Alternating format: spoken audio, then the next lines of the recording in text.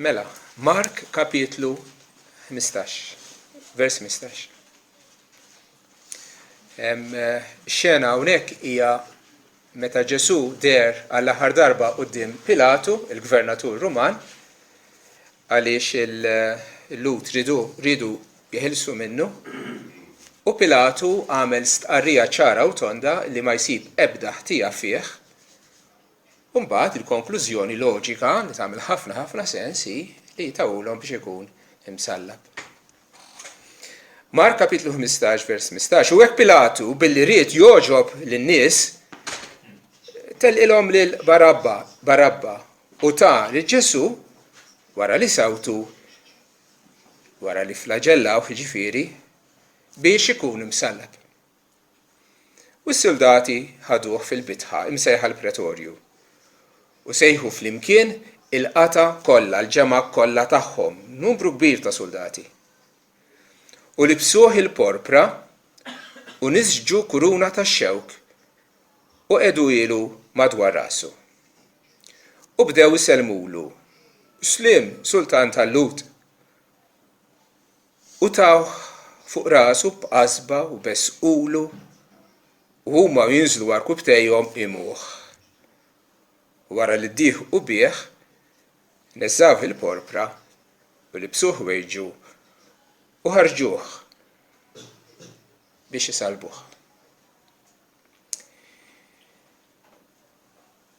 Is-soldati Rumani illi xogħolhom kien illi jwettqu ġustizzja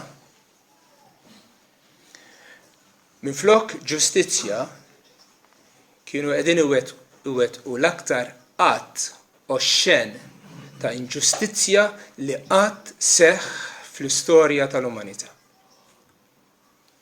Huma li jitrattaw lil Ġesu bħaż-żibel kienu qegħdin jagħmlu hekk lil dak li huwa ġust lil Qaddies tal-Alla. Huma li libsuh bħala sultan bil-porpra u b'kuruna f'rasu poġġew hemm u għadu ta' parsi jinżlu imuh bħalli kieku kien is-sultan tal-Lut, turi wkoll il-mibeda li kellhom lejn il-Lut li kienu jaħkmu. Ma għadu jgħaddu żmien bih bħalli kieku kien is-sultan. Fil-fatt, Ġesu kien is-sultan tal-Lut. U iktar, Ġesu s-sultan ta' Slaten. Għaxu s-sit ta' kollox. Għaxu għamel kollox. Għaxu iżom kollox bil-kelma ta' seta tiegħu, inkluż lilhom li kienu qegħdin isawtuh jgħadduh biżmien. U jagħtihom min-nifs li permezz tiegħu kienu qegħdin jgħajruh. Ġesu li libsulu kuruna tax-xewk imma kien jistħoqlu kuruna tad-deheb. Lilu li besqulu f'wiċċu kien jistħoqlu il-bews tal-imħabba tagħhom. Lilu li niżlu jadurawh b'ġest biex jiċċajtaw biex jidħu bih fil-fatt jistħoqlu il-qima. U l-qima se tingħatalu għax kull irkoppa tmilu, kull il-sin jistqar li Ġesu Kristu u il-mulej inkluż dawk is-soldati li dakinhar tmejlu bih. Ma li hu l-aktar sorprendenti għalija f'din l-istorja hu dan. Ġesu seta kieku ried jeħles minn dan kollu, seta ma marx, seta ħarab, seta f'sekonda lil dawn li kienu qegħdin jittormentaw ridhom, jeħles minnhom. Seta! U Alla huwa l-omnipotenti. Kristu ma kellux bżonn nibati, ma kellux bżonn ikun insultat.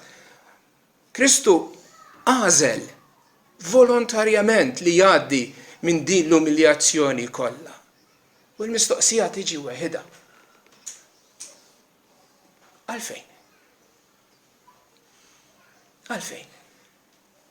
Għaliex Ġesu għażel li volontarjament jgħaddi minn din l-umiljazzjoni? Jista' jkun li għamel hekk biex dak li jgħidilna fl-aħħar sentenza tal-passaġġ li qrajt issir, ċoe, u wara li ddieħu bih neżżawh il-porpra u libsuh wejġu u ħarġuh biex isalbuh. Iva, Ġesu ried illi jkun imsallab. Għalhekk ġie f'din id-dinja. Għal dak il-mument ġie biex imut. Saqsi, għaliex Ġesu volontarjament għadda minn dan kollu? Saqsi. Għaliex? It-tweġiba hija ħafna qrib tiegħek. Ħafna. Iktar milli taħseb. Kristu ħabni u talilu nnifsu għalija. Għaliex Kristu għadda minn din l-umiljazzjoni u bata u miet fuq salib, ir-risposta hija int.